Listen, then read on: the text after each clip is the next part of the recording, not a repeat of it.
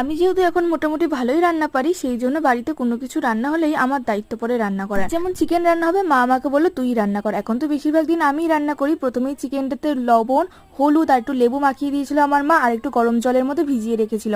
তারপর আলুগুলোতে লবণ আর হলুদ দিয়ে ভেজে তুলে নিলাম। এবারে কড়াইতে গোটা জিরে, এলাচ, দারচিনি, লবঙ্গ, তেজপাতা, শুকনো লঙ্কা সবকিছু ফোড়ন দিয়ে দিলাম। তারপরে দিয়ে দিলাম পেঁয়াজ কুচি। পেঁয়াজটা ভালো করে ভাজা হলে এর ভিতরে দিয়ে দিলাম টমেটো, কাঁচা লঙ্কা, রসুন, পেঁয়াজের পেস্ট।